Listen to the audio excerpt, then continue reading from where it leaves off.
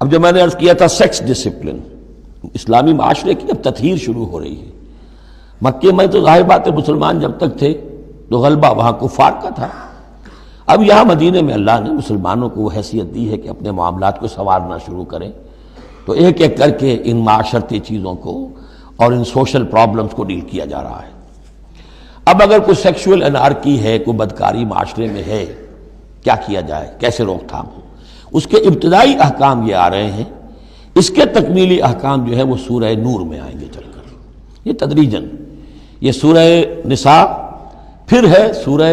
نور، احزاب، پھر ہے سورہ نور، اور پھر ہے سورہ مائدہ۔ اب اللہ تعالیٰ کی حکمت یہ ہوئی کہ سورہ نور اور سورہ احزاب کو کافی دور آگے رکھا ہے مصحف میں، اور یہاں پر سورہ نساء کے بعد سورہ مائدہ آ گئی ہے، ورنہ سورہ نساء، پھر سورہ احزاب، پھر سورہ نور، اور پھر سورہ مائدہ ہے، ترتیب یہ ہے۔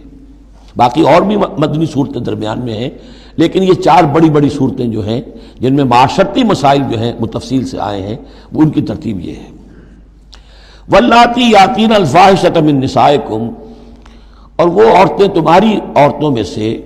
جو کوئی کسی بے حیائی کا ارتکاب کریں، فاستشہدوا علیہن اربعۃ منکم، تو پھر گواہ بناؤ، گواہ لاؤ ان پر تم میں سے چار۔ اگر وہ گواہی دیں، فإن شہدوا، اگر گواہی دیں کہ ہاں اس عورت نے بدکاری کی ہے، فامسکوہن فی البیوت، تو پھر ان عورتوں کو گھروں میں بند کر دو،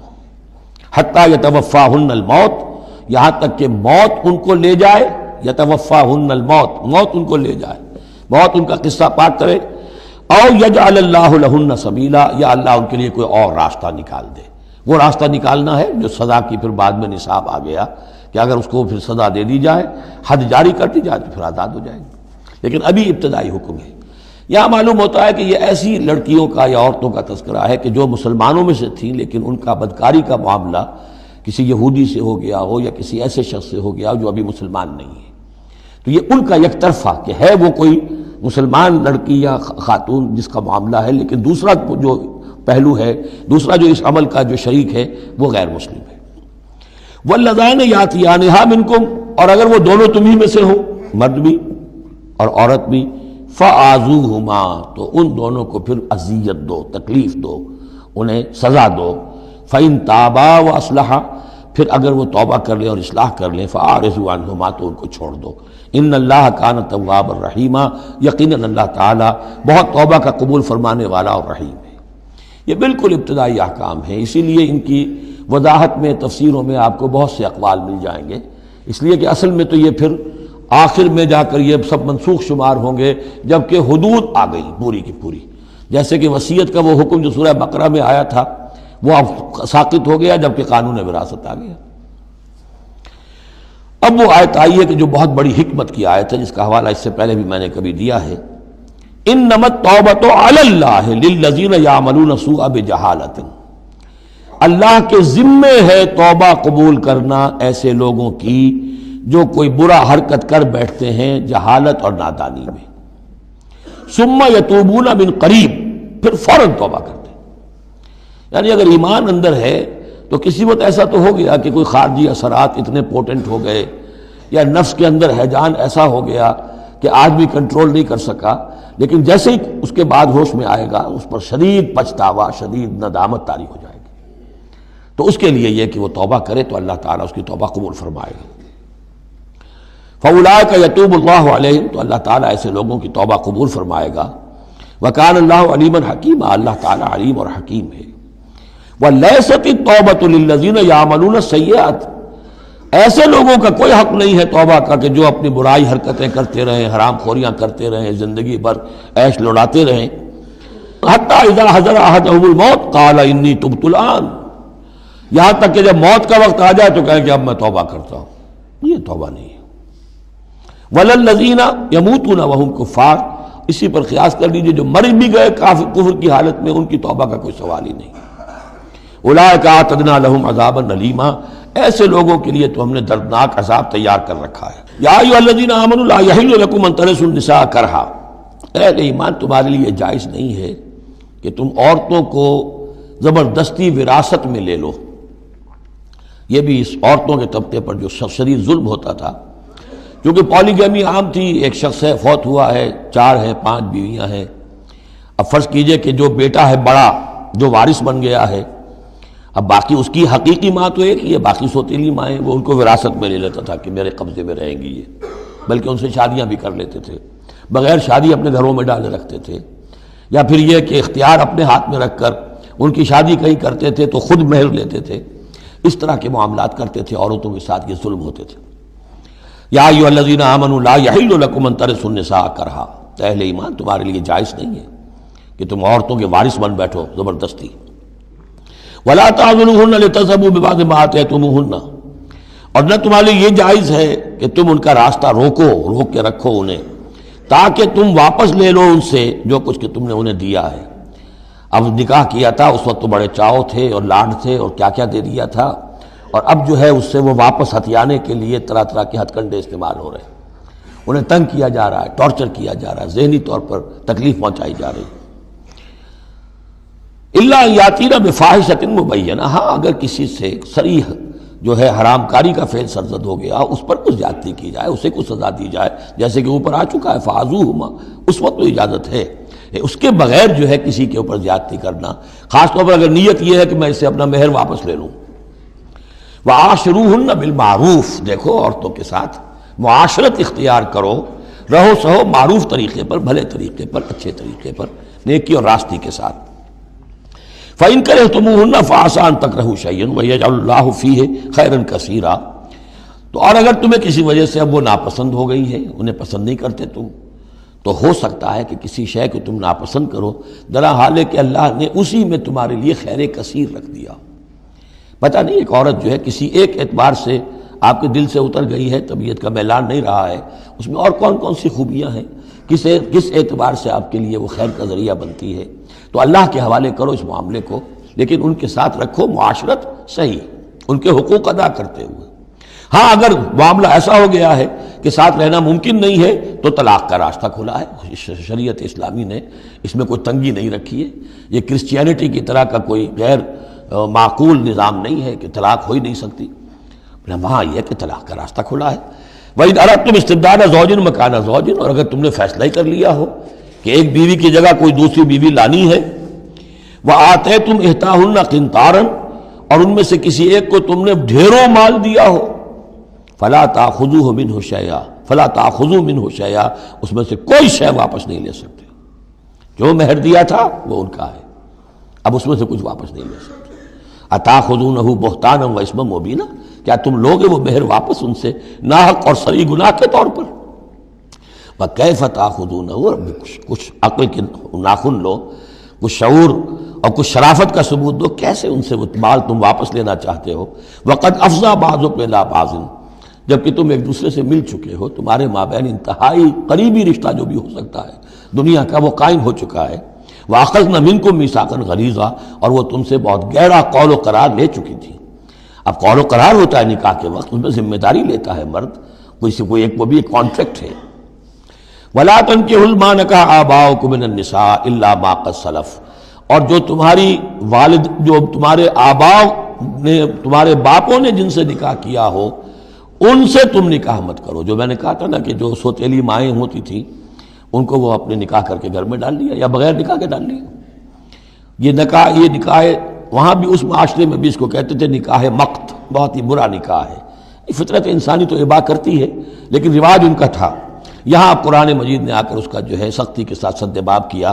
وَلَا تَنكِحُوا مَا نَكَحَ آبَاؤُكُمْ، جن عورتوں سے نکاح کیا ہو تمہارے باپوں نے ان سے نکاح نہ کرو، مِنَ النِّسَاءِ إِلَّا مَا قَدْ سَلَفَ، سوائے اس کے کہ جو ہو چکا، إِنَّهُ كَانَ فَاحِشَةً وَمَقْتًا، یقیناً یہ بڑی بے حیائی کی بات ہے اور اللہ تعالیٰ کے غضب کو بھڑکانے والی ہے، وَسَاءَ سَبِيلًا، اور بہت ہی برا راستہ ہے۔ اب یہ طویل آیت آ رہی ہے جس میں محرمات عبدیہ کا بیان ہے کہ کن رشتوں میں نکاح کا معاملہ نہیں ہو سکتا، ایک مرد کن کن اپنی خواتین رشتہ داروں سے شادی نہیں کر سکتا۔ حرمت علیکم امہاتکم، حرام کر دی گئی تم پر تمہاری مائیں، نمبر 1، وبناتکم، تمہاری بیٹیاں، واخواتکم، اور تمہاری بہنیں، وعماتکم، اور تمہاری پھوپھیاں، وخالاتکم، اور تمہاری خالائیں، وبنات الاخ، اور بھائی کی بیٹیاں یعنی بھتیجیاں، وبنات الاخت، اور بہن کی بیٹیاں یعنی بھانجیاں، وَأُمَّهَاتُكُمُ اللَّاتِي أَرْضَعْنَكُمْ، اور تمہاری وہ مائیں جنہوں نے تمہیں دودھ پلایا ہے، وَأَخَوَاتُكُم مِّنَ الرَّضَاعَةِ، اور تمہاری دودھ پلانے والیوں کی بیٹیاں کہ جو تمہارے اب بہن بن گئی ہیں رضاعی، وَأُمَّهَاتُ نِسَائِكُمْ، اور تمہاری بیویوں کی مائیں یعنی ساس جن کو ہم کہتے ہیں خوش دامن، وَرِبَائِكُمُ اللَّاتِي فِي حُجُورِكُمْ، اور اگر وہ کہ جو ربیبہ ہوں جو تمہارے ہاں پلی بڑھی ہوں، من نسائکم اللاتی دخلتم بہن، ربیبہ یا ربیب اس کو کہتے ہیں کہ ایک عورت کے پہلے کوئی اولاد تھی، آپ نے ان سے شادی کی ہے تو وہ اولاد بھی ساتھ لے آئی ہے، اب وہ آپ کی بیٹے بیٹیاں ہی ہو گئی آپ کی، لیکن وہ آپ کے حقیقی بیٹے بیٹیاں نہیں، ربیب کہلاتے، ربیب اور ربیبہ، تو وہ ربیب اور ربیبہ بھی حرام ہیں اگر اس جو ماں ہے اس کے ساتھ مقاربت کی ہو، اگر اس کے ساتھ تعلق زن و شہ ہوا ہے تو پھر وہ ربیبہ جو ہے بچی جو آئی تھی اس کے ساتھ وہ بھی حرام ہو گئی، لیکن اگر کسی وجہ سے بغیر اس کے کہ ان کے ساتھ کوئی جنسی تعلق ہو طلاق ہو جائے تو پھر اس ربیبہ کے ساتھ نکاح ہو سکتا ہے۔ وَرَبَائِبُكُمُ اللَّاتِي فِي حُجُورِكُم مِّن نِّسَائِكُمُ اللَّاتِي دَخَلْتُم بِهِنَّ، جن سے تم نے صحبت کی ہو، ان کی جو بیٹیاں ہیں سابقہ شوہروں سے وہ حرام ہیں، فَإِن لَّمْ تَكُونُوا دَخَلْتُم بِهِنَّ، اور اگر تم نے ان سے صحبت نہ کی ہو فَلَا جُنَاحَ عَلَيْكُمْ، تو پھر کوئی حرج نہیں ہے۔ وَحَلَائِلُ أَبْنَائِكُمْ، اور تمہارے بیٹوں کی عورتیں یعنی بیٹوں کی بیویاں، بہو جن کو ہم کہتے ہیں تمہاری بہویں، الذین من اصلابکم، لیکن بیٹے وہ جو تمہارے اپنے صلب سے ہوں، اپنے صلبی بیٹے، منہ بولے بیٹے کا معاملہ نہیں ہے۔ وَأَن تَجْمَعُوا بَيْنَ الْأُخْتَيْنِ، اور یہ بھی تم پر حرام کیا گیا ہمیشہ کے لیے کہ بیک وقت دو بہنوں کو جمع کرو ایک نکاح میں، الا ما قد سلف، سوائے اس کے کہ جو ہو چکا، ان اللہ کان غفور الرحیم، یقیناً اللہ غفور الرحیم، جو ہو گیا پہلے کا، اس کو تو گڑھے مردے اکھاڑے نہیں جا سکتے، لیکن آئندہ کے لیے یہ محرمات ابدیہ ہیں۔ اس میں حضور نے اضافہ کیا ہے کہ دو بہنوں کو بھی ایک وقت نکاح میں نہیں رکھ سکتے، اسی طرح خالہ بھانجی کو بھی نکاح میں نہیں رکھ سکتے، اور پھپھی بھتیجی کو بھی نکاح میں نہیں رکھ سکتے۔ یہ محرمات ابدیہ ہیں کہ جن کے ساتھ کسی حال میں کسی وقت شادی نہیں ہو سکتی۔ اب ہے وہ محرمات جو عارضی ہیں، والمحصنات من النساء، وہ عورتیں جو کسی اور کے نکاح میں ہیں، اب یہ اس وجہ سے کہ وہ اس کے نکاح میں ہیں آپ پر حرام ہے۔ ہاں اگر وہ طلاق دے دے پھر آپ شادی کر سکیں گے اس سے، لیکن یہ کہ اس کے اوپر جو حرمت ہے اس کی، وہ حرمت ابدی اس نوع کی نہیں ہے جو اس آیت میں جو بیانات ہوئی، بلکہ یہ کہ وہ تو کسی اور کے نکاح میں ہونے کی۔ محسنات،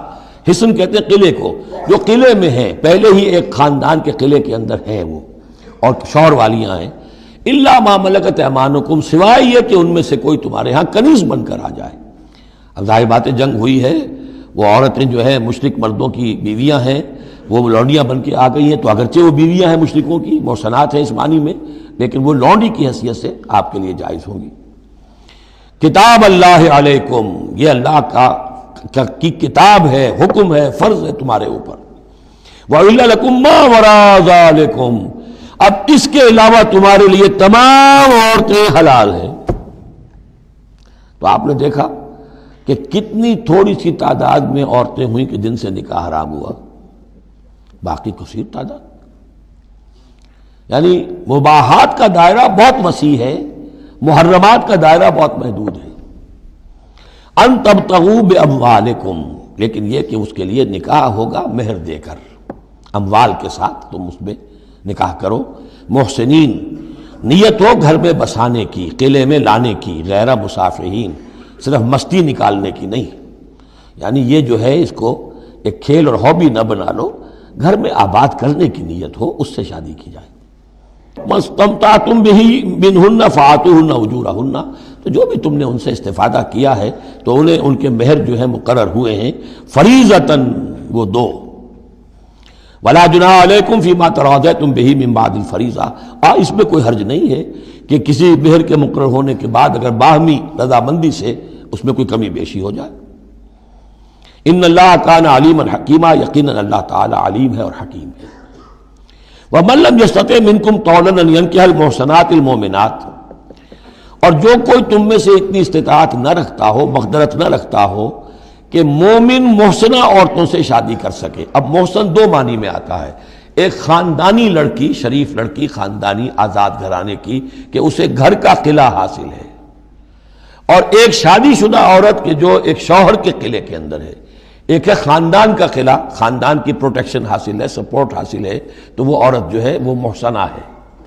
اسی طرح وہ عورت کہ جو شوہر کے گھر میں ہے، ایک قلعے میں ہے، اس کے گھر میں ہے، اس کی حفاظت میں ہے، وہ بھی محسنہ ہے۔ پہلے تھا وہ دوسری معنی میں یعنی شادی شدہ، یہاں مراد ہے شریف زادیاں، آزاد مسلمان عورتیں۔ اب ظاہر بات ہے آزاد مسلمان عورتوں کا تو مہر ادا کرنا پڑے گا، اس حوالے سے اب کوئی بیچارہ مفلس ہے، نہیں دے سکتا ہے تو کیا کرے؟ وَمَن لَّمْ يَسْتَطِعْ مِنكُمْ طَوْلًا أَن يَنكِحَ الْمُحْصَنَاتِ الْمُؤْمِنَاتِ فَمِمَّا مَلَكَتْ أَيْمَانُكُمْ، تو جو لونیاں ہیں ان سے نکاح کر لو، من فتياتكم المؤمنات، جو تمہاری مومن جو لونیاں ہوں، فَأَنكِحُوا وَاللَّهُ أَعْلَمُ بِإِيمَانِكُمْ، باقی یہ کہ کون مومن ہے اور نہیں ہے یہ اللہ بہتر جانتا ہے۔ مراد یہ ہے کہ جو بھی قانونی اعتبار سے مسلمان ہیں، جس کے تم ایک دوسرے کو مسلمان سمجھتے ہو، بعضکم من بعض، تم سب ایک دوسرے ہی میں سے ہو، فَأَنكِحُوهُنَّ بِإِذْنِ أَهْلِهِنَّ، تو ان سے تم نکاح کرو ان کے مالکوں کی اجازت سے۔ اب ظاہر بات ہے وہ لونڈی ہے زید کی، تو زید اس سے جنسی تعلق قائم کر سکتا ہے، لیکن یہاں اب ایک شخص اس سے اجازت لے رہا ہے کہ میں آپ کی اس لونڈی سے نکاح کرنا چاہتا ہوں۔ اگر اجازت دے دی، اب زید کا تعلق منقطع ہو جائے گا، اب وہ اس لونڈی اس کی اس اعتبار سے اس کے کام میں نہیں آ سکتی، بلکہ وہ اب منقوہ ہو جائے گی ایک مسلمان کی۔ اس لیے بِإِذْنِ أَهْلِهِنَّ، اور اس میں پیش نظر رکھیے کہ ایک معاشرہ تھا، بالفعل یہ شکلیں تھیں، یہ نہیں کہا جا رہا یہ شکلیں پیدا کرو۔ اصل بات کیا ہے کہ جو معاشرہ تھا جس میں کہ قرآن نے اصلاح کا عمل شروع کیا ہے، تو اس میں کیا کیا صورتحال تھی، کس کس اعتبار سے اس میں بہتری پیدا کی گئی تدریجاً۔ فَانكِحُوهُنَّ بِإِذْنِ أَهْلِهِنَّ وَآتُوهُنَّ أُجُورَهُنَّ بِالْمَعْرُوفِ، انہیں بھی ان کے جو مہر ہیں تھوڑے ہوں گے، وہ دو معروف طریقے پر دو۔ محسنات غیر مسافحات، ان سے بھی جو تعلق ہے یہ نکاح کا ہوگا تو نیت ہونی چاہیے گھر میں بسانے کی، محض مستی نکالنے کی اور شہوت رانی کی وہ نیت نہ ہو۔ ولا متخذات اخدان، اور نہ ہی کوئی چوری چھپی کی دوستیاں اور یاریاں ہوں، یہ نہیں، کھلم کھلا نکاح ہو، معلوم ہو کہ فلاں کی لونڈی ہے۔ جیسے حضرت سمیہ رضی اللہ تعالی عنہ، یہ ابو جہل کا چچا تھا، ایک شریف انسان تھا، اس کی لونڈی تھی۔ پھر جب یہ یاسر آئے ہیں یمن سے اور آباد ہوئے مکے میں، تو انہوں نے اس کے ابو جہل کے چچا سے اجازت لے کر اور ان کی لونڈی سمیہ سے شادی کی ہے۔ ان سے پھر حضرت عمار ہوئے، عمار ابن یاسر اور عمار کی والدہ سمیہ رضی اللہ تعالی عنہم، یہ تین کا ایک کنبہ تھا۔ وہ شریف آدمی مر گیا تو پھر ابو جہل جو ہے اس کو اختیار ہو گیا ان پر، اس نے پھر جو پرسیکیوٹ کیا ہے وہ آپ کو معلوم ہے۔ اس خاندان کو بدترین جو ایذائیں دی گئی ہیں وہ اس خاندان کو دی گئی۔ فَإِذَا أُحْصِنَّ، پھر جب وہ قید نکاح میں آ جائیں، فَإِنْ أَتَيْنَ بِفَاحِشَةٍ، پھر اگر وہ کوئی غلط کام کریں، اگر کوئی وہ جو ہے بے حیائی کا کام کریں، فَعَلَيْهِنَّ نِصْفُ مَا عَلَى الْمُحْصَنَاتِ، تو انہیں آدھی سزا دی جائے گی اس کی کہ جو شادی شدوں کو دی جائے گی۔ اب یہ جو ہے چونکہ ابتدائی احکامات ہیں، ابھی تک تو رجم کا حکم آیا ہی نہیں ہے، ابھی تک 100 کوڑوں کا حکم بھی نہیں آیا ہے، ابھی تو یہ تھا آزوہما، تو کوئی بھی انہوں نے اپنا طریقہ مقرر کر لیا ہے کہ اتنا کچھ ہم ماریں گے، تو اس میں البتہ ذہن میں رکھا جائے کہ اس میں یہ ہے کہ جو یہ لونڈی ہے منکوحہ، اس کو اگر سزا دینی ہے اسی طرح کی جرم کی تو اس کی سزا بھی عادی ہوگی، اس لیے کہ ایک شریف خاندان کی عورت جس سے پروٹیکشن حاصل ہو اس کا معاملہ اور ہے، اور ایک اس بیچاری غریب یعنی اس کا لونڈی کا معاملہ اور ہے۔ ذالک لمن خشی العنۃ منکم، یہ رعایت بھی کہ مسلمان لونڈیوں سے نکاح کر لو، یہ بھی تمہارے لیے، تم میں سے ان لوگوں کے لیے ہے کہ جنہیں اندیشہ ہو فتنے میں پڑنے کا، جو اپنی شہوت اور جنسی جذبے کو روک نہ سکتے ہو، کہ اگر ان کے لیے نکاح کی کوئی شکل نہیں بنتی ہے تو ہو نہ جائے کہ کہیں کسی غلط کام میں وہ ملوث ہو جائیں، ورنہ یہ کہ وان تصبروا، اگر تم صبر کرو، تو چونکہ عام طور پر جو باندیاں تھیں ان کا کردار اونچا نہیں تھا اس معاشرے میں، تو بہتر یہ ہے کہ ان سے نکاح کرنے سے تم بچو اور تعفف کرو، اس میں بہتری ہے۔ وان تصبروا خیر لکم، اور اگر تم صبر کرو تو یہ تمہارے حق میں بہتر ہے۔